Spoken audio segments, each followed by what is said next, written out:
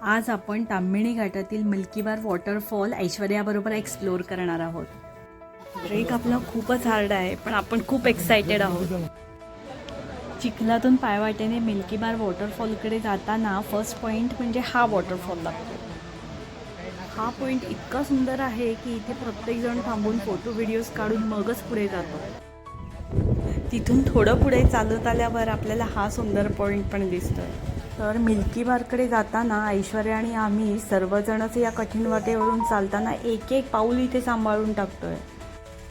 Milky बारकडे पोहोचण्यासाठी तिथल्या व्हॉलेंटियर्सनी इथे मध्ये मध्ये रोप बांधून ठेवलेली आहे, जेणेकरून ट्रेकर्सना ती पकडून खाली उतरायला आणि वरती चढायला सोपे होईल, कारण रस्ता खूपच डेंजर आणि स्लिपरी आहे.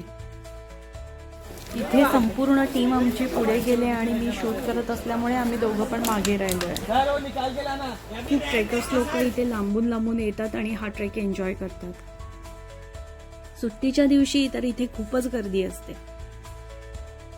गंमत म्हणजे ट्रेक सुरू करताना आम्हाला अजिबात असं वाटलं नव्हतं की हे इतका कठीण ट्रेक असू शकतो हा, पण आता खरोखरच आमची हालत आता इथे खराब झाले. पण लेट्स गो, मिल्की बारला जाण्यासाठी इतकं तर आपण नक्कीच करू शकतो. आणि हा जो वॉटरफॉल आपण पाहतोय ना, जो वरून पाहिला होता आणि आपण तिथे फोटोज व्हिडिओज केले होते, तो हा आपण आता जवळून पाहतोय. डोंगरावरून आता आपण खाली उतरलोय आणि मिल्की बारपर्यंत जाण्यासाठी संपूर्ण ट्रेक असाच आपण आता पाण्यातून आणि जंगलातून वाट काढत काढत करतोय. संपूर्ण ट्रेक करताना आपण एक एक व्ह्यू, एक एक पॉईंट इतका सुंदर आहे की खरंच आपण लकी आहोत की इथे आपल्याला यायला मिळालंय.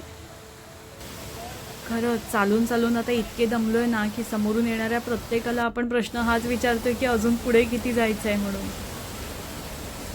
आपल्यासारख्या नवीन लोकांना, म्हणजे ज्यांना रस्ता माहीत नाही आहे, अशा लोकांना तिथे व्हॉलेंटियर्स असतात आणि ते आपल्याला रस्ता दाखवतात, जेणेकरून तिथे कोणी चुकणार नाही आणि मिल्की बारपर्यंत सेफली पोहोचेल.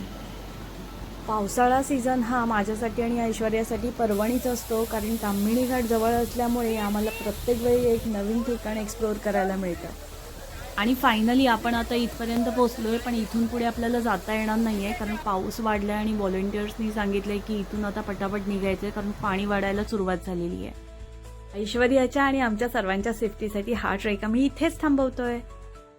आजचा ट्रेक कसा वाटला हे कमेंटमध्ये नक्की सांगा. आता नेक्स्ट व्लॉगमध्ये भेटू, तोपर्यंत बाय.